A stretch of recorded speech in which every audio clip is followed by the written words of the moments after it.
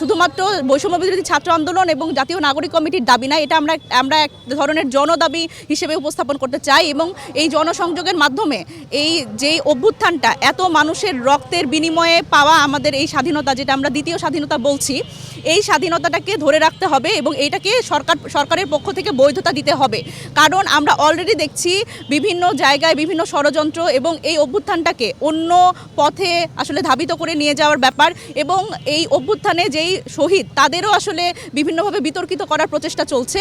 এবং আপনি দেখবেন যে এই দেয়ালে দেয়ালে যে খুনি হাসিনা পালাইছে, এই ধরনের গ্রাফিতিগুলা, এই ধরনের কথাগুলো যেগুলো লেখা হয়েছে অভ্যুত্থানের সময়, এই আন্দোলনের সময়, সেগুলো মুছে ফেলার একটা অপচেষ্টা আমরা দেখতে পাচ্ছি।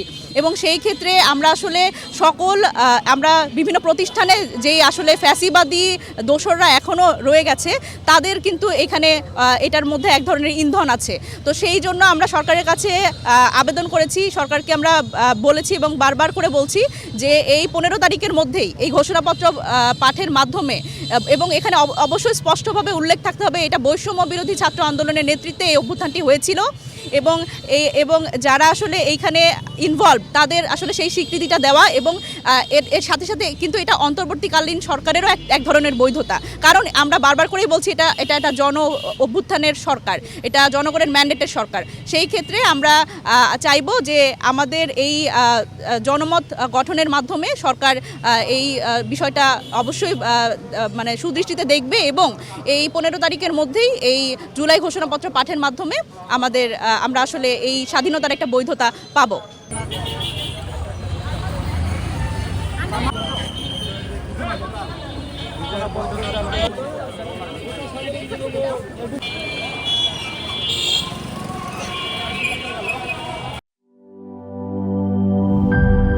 টাইলক্স, যার অ্যান্টিব্যাকটেরিয়াল এজেন্ট টয়লেটের কোনায় কোনায় পৌঁছে 99% জীবাণু ধ্বংস করে। টাইলক্স টয়লেট ক্লিনার, ক্লিন মানে টাইলক্স।